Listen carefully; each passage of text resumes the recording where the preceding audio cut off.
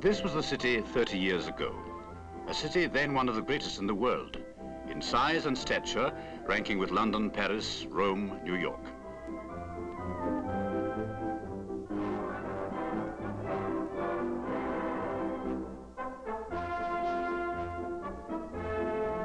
Alive and a unity, this was Berlin in the 1930s.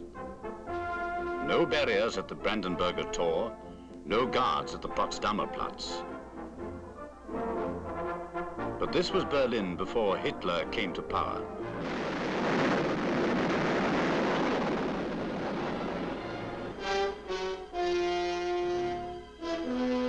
(1945), and this was Berlin, a city in name only, a geographical location.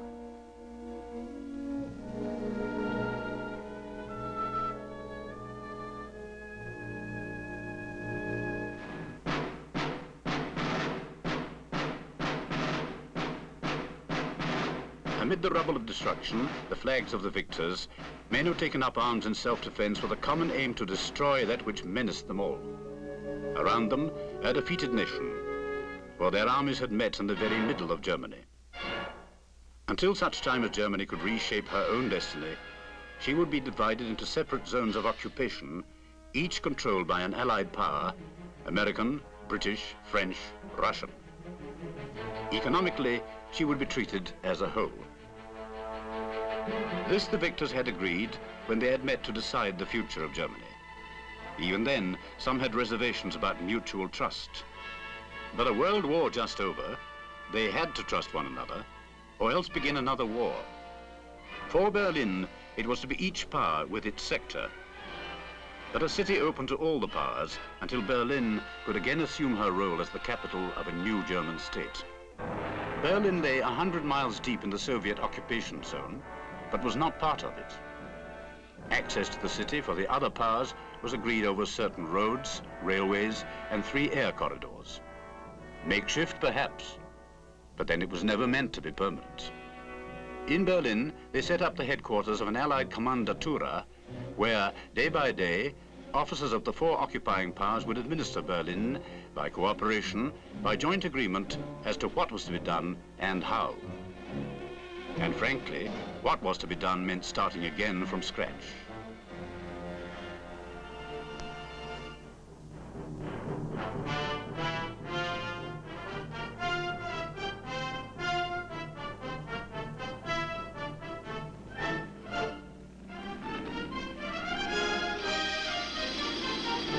Yet amid the ruins and the deprivation, slowly a start was made. A start not only upon the physical reconstruction, but also the political rebirth of the city. It would appear that the Soviets had agreed to joint occupation only because they believed that in the first free elections, Berlin would vote communist.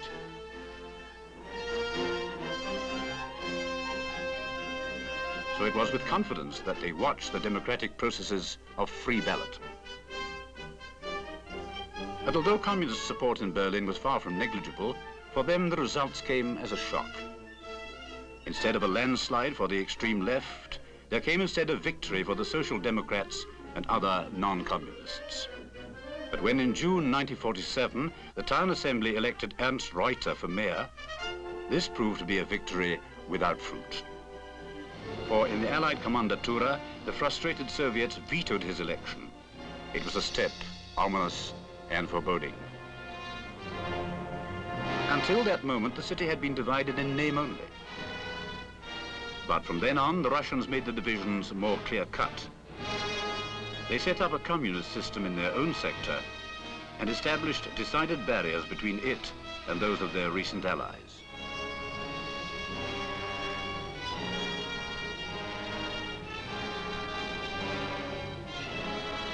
These were the years in which the expression Iron Curtain became a reality. Along a line from the Baltic to the Balkans, a clampdown. In place of the comradeship of victory, barbed wire, suspicion, and distrust. Years of disillusionment. Meanwhile, over the frontier paths, there flowed a steady stream of refugees east to west. Soon it became clear that most were moving westwards because they could not tolerate life in the east. Again, an ominous sign. In the eastern sector of Berlin, communist power was fully established. Party bosses, party youth, party rallies, permeated with all the hysteria previously associated with the Nazis.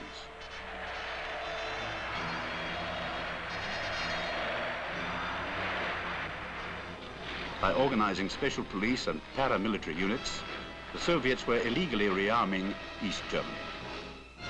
In the World Councils of the United Nations, the war-weary were endeavoring to establish a lasting peace. But these were the days of Stalinist expansion, and so, by repeated refusals to cooperate, except on their own terms, the Soviet delegates sabotaged any progress towards real stability. On the 23rd of June 1948, West Berlin introduced monetary reform, without which economic recovery would have been impossible. New notes for old. The currency was revalued.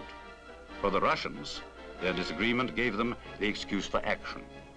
West Berlin they could not touch, but they could and did interfere with the lifelines on which West Berlin depended. The roads, the railways, the canals. These were West Berlin's vital arteries. So stop the trains. Close the roads.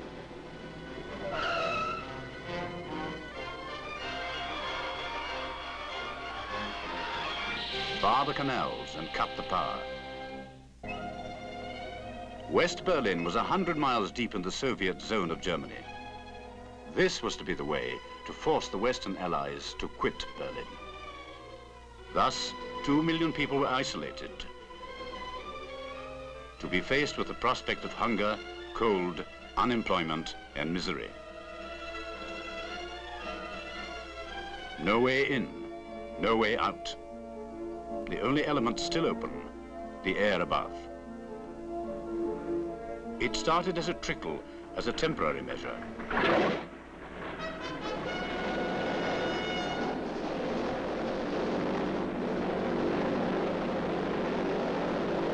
Plane after plane. Destination, the airfields of West Berlin.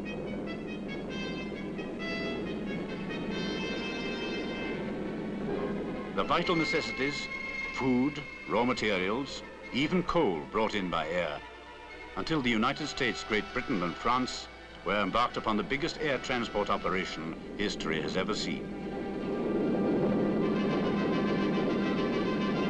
Round the clock, plane after plane. Even flying boats to set down on West Berlin's lakes. In the beleaguered city, power shortage enforced skeleton transport services. Food shortage necessitated careful distribution and queues. But rather short measure than surrender. As each night fell, the roar of aero engines continued.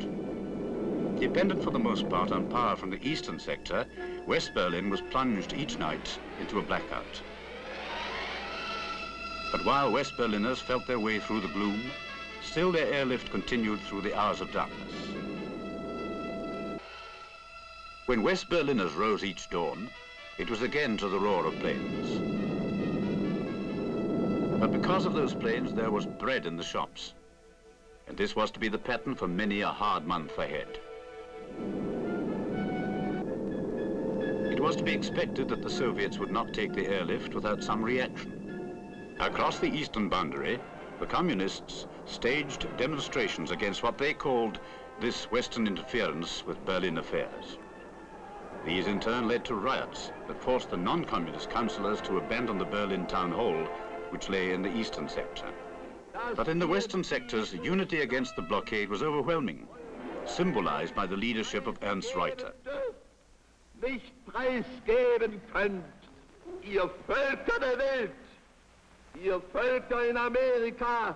Any joint administration of Berlin as a whole had already ceased to exist, a fact emphasized by the abandonment by the Russians of the Allied Kommandatura. City government for Greater Berlin was impossible, since the Western councillors had been driven from the east. So Reuter and the non-communists moved into new quarters in the west. And at their meetings, empty chairs stood witness to the fact that the East Berliners were denied the right to choose their representatives freely. For the West, the Berlin blockade came as the last straw. Soviet behavior had demonstrated that no one was safe.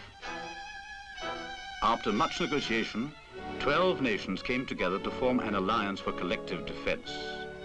Its name, the North Atlantic Treaty Organization, or, as it came to be known, NATO. Together in Washington in April 1949, they put the seal on their union. They were resolved, as they put it, to unite their efforts for collective defense and the preservation of peace and security. It was to be the end of leaning over backwards in the face of consistent Soviet expansion. Meanwhile, for West Berlin, it had been a tough winter.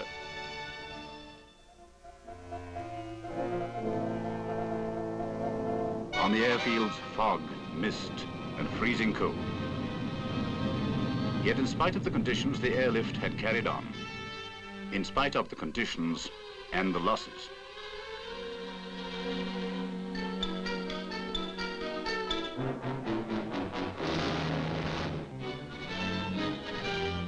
By means of the airlift, West Berlin had been kept alive, but only at a cost. All the sufferings of war in the midst of peace. But there could be no turning back now. If the Russians thought that the city could not be supplied indefinitely by air, they were going to be proved very wrong. For the airlift, all possible reinforcement. More planes, improved runways, greater facilities. And so what had begun as makeshift became routine.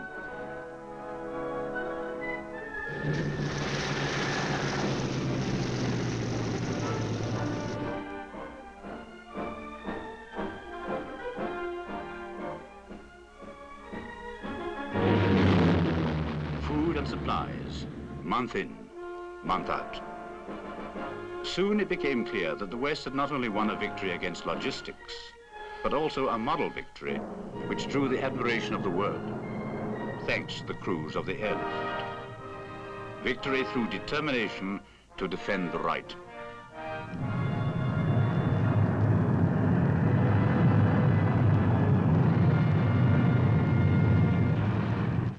Meanwhile, a series of signatures on a piece of paper had slowly but surely turned into practical steps towards military cooperation and collective rearmament within NATO. Indeed, the growth of unity in the West was such that the Russians, though still breathing threats, realized that their pressure was inducing the very opposite of that disunity on which they counted. And so for the free world, an historic night. The night when on the Autobahn leading to West Berlin, the barriers were pushed aside for the first time in 9 months. As the trucks and cars streamed forward, so the railway destination boards read once again, "This train for Berlin." But if the Russians believed that the lifting of the blockade would cause the West to lower its guard, they were mistaken. NATO had been born, and until the East displayed a vastly different spirit, NATO was to stay. No stopping now. As yet, the forces were still weak, but as soon as possible, there must be built up a strong defensive shield. And what now of Berlin? Mayor Reuter and the Berliners, having won with Western help the Battle of the Blockade, now began the process of placing West Berlin onto a basis of economic prosperity. A city still an island, linked with the world only by the arteries whose continued existence had been so hardly won.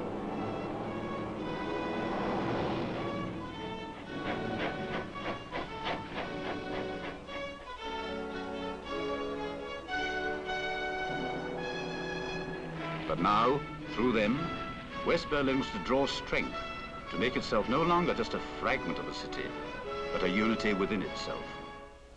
Yet, still across Berlin as a whole, there was much traffic over the borders. On the overhead and underground railways, Berliners came and went. True, the sector boundaries still loomed up, but they did not prevent passage across the city, though it was passage under difficulties. At the eastern sector border, the trams, though continuing on, nonetheless were forced to change both drivers and conductors. While at this border too, anyone passing had first to change his money, for the East did not accept Western marks and vice versa. But at the Potsdamer Platz, on the very border itself, watched by the police of both sides, still a steady movement both ways. Why not, when all were Berliners?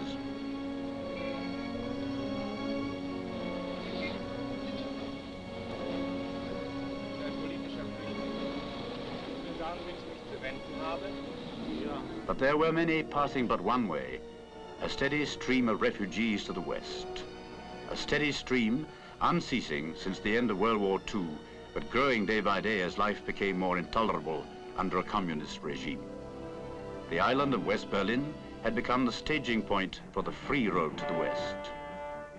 To all but the most prejudiced, it was obvious that all was far from perfect beyond the Potsdamer Platz. And on the 17th of June 1953 came proof.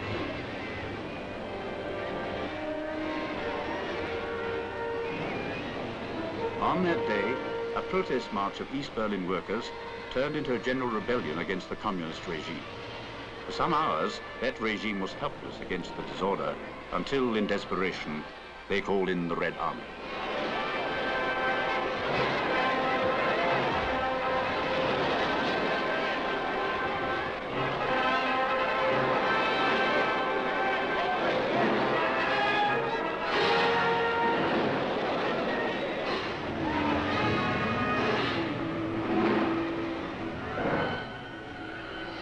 And so, because stones and courage against tanks are not enough, the revolt died. After the June uprising, the movement of refugees could no longer be termed a stream. It had become a flood.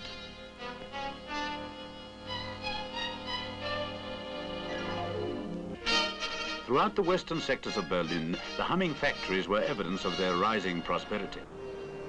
Soon indeed, West Berlin was to become again the most powerful production center in all Germany. But with the confidence, there had been sorrow. Before the bier of Mayor Reuter, crowds passed to pay homage to the man who had helped save their city. Ernst Reuter was dead, but his work was already showing great results. Meanwhile, in these years of uneasy truce, the Soviet Union has systematically turned her zone into a purely communist regime and blocked every attempt to treat Germany as a whole. The three Western powers had no alternative but to move forward with the economic unification of their zones. This was followed by political unification. Independence was not long in coming, and there was born a new sovereign state, the Federal Republic of Germany. The status of Berlin, however, was not changed. It remained the responsibility of the four occupying powers, and the garrisons stayed. The guarantee of security for Western Germany depended on the overall strength of the Atlantic Alliance. Chancellor Adenauer and the Federal Parliament agreed that the new republic should join NATO, so bringing the organization's strength up to 15 nations. And by now, strength was no misnomer. For though the crisis was far from over, NATO's power was such as to make any aggressor think carefully. Now the West could negotiate from a position of strength and confidence. At the Geneva summit, the Soviets paid lip service to the principle of German reunification, but blocked any practical progress. In those negotiations, all the trying could not break down the Iron Curtain. But for West Berlin, it was still go ahead. To the traveler flying in, the city displayed a brave new face.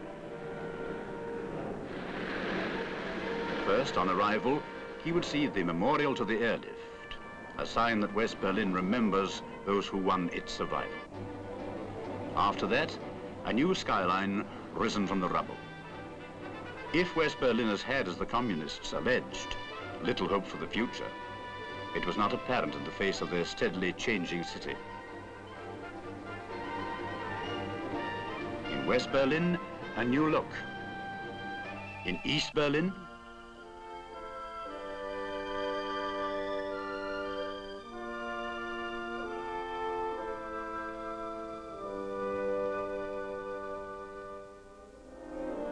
from beyond the Potsdamer Platz, still thousands arriving. Still a flood to airlift off the island to find new homes in the West. In the face of continued Soviet obstruction, the 15 NATO nations sought to clear the Soviets' minds as to how the alliance stood on the thorny question of Berlin. Already in 1954, the three powers responsible for Berlin had made it clear beyond doubt that any attack against Berlin from any quarter would be treated as an attack on their forces and on themselves. The other members of NATO immediately associated themselves with this declaration. All proposals made by the Soviets towards solving the question of the reunification of Germany implied a refusal to acknowledge the principle of self-determination by means of free elections, to which the West was and is firmly committed. Until such time as the Soviets change their minds, the NATO nations will stand firm in face of all Soviet pressure and honor their pledge to maintain the freedom of West Berlin and its people, a pledge often repeated at NATO ministerial meetings. So, until there was a change of front on the part of the East, it would seem that Germany and Berlin would remain divided. But evidence that the status quo did not suit everybody in the East was the continued flood of refugees passing through to West Berlin. In November 1958, Soviet pressure comes on again. Mr. Khrushchev begins to create his own crisis by threatening to sign a separate peace treaty with the East Germans. Paris, May 1960. Mr. Khrushchev uses the U-2 incident to break up the summit conference, which was meant to bring the Berlin and German questions nearer to a solution. He drops his threat to take immediate action, but does not change his tune. Berlin, he alleges, is the capital of a sovereign East Germany, and the Allies must be made to quit Berlin.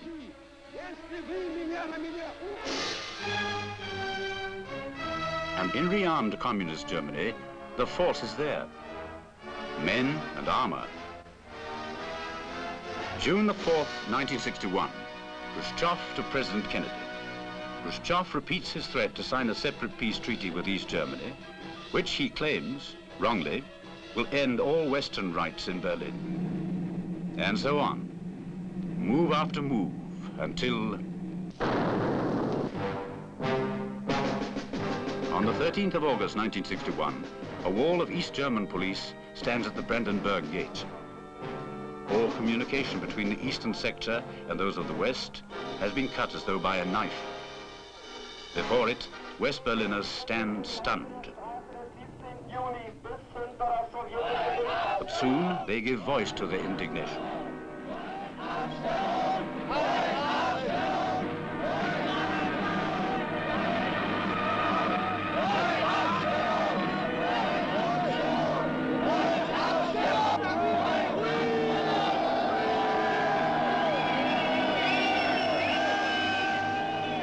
But to all objections, all approaches, the only answer, jets of water from eastern armored trucks.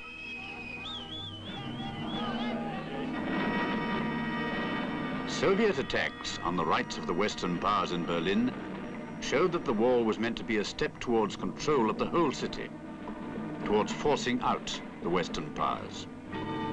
As the last escape routes were cut one after the other, final scrambles, so as not to be left behind in the prison.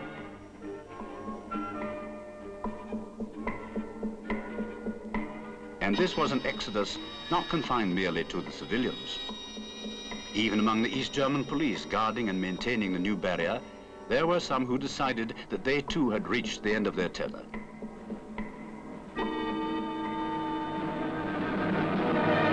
Nothing left for it but to cut and run. Sie zurückhalten, ihrer Empörung freien Lauf At protest meetings held in the western sectors, the mayor and people of West Berlin called for help and support from the three Western powers. Darauf gibt es nur die Antwort: Nein, niemals! And they did not call in vain. Along the Autobahn leading to the city came reinforcements for the three Western garrisons stationed in Berlin. In all, these garrisons number only 12,000 men, a small force compared with the massive weight of the 20 Soviet divisions which surround the city. A force so small that it gives the lie to Soviet charges that Berlin is an aggressive Western base. But these reinforcements were the symbols of Western determination. They demonstrated to the Soviet Union that any aggression threatening the life of West Berlin could bring into play all the defensive power of the West. A firm stand, so far and no further. Brick by brick, until no contact but a friendly wave.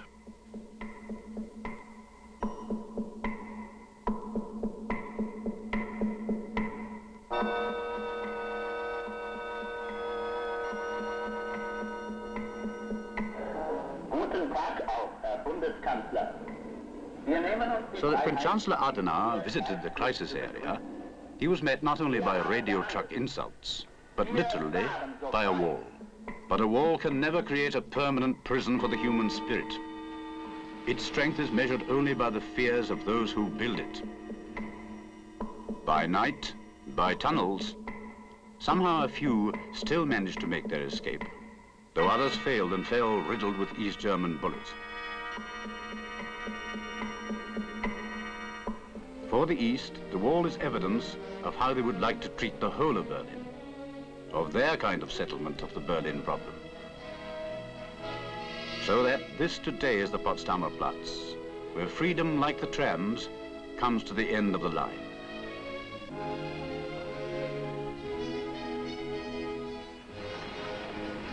But for the West, such settlements are unacceptable.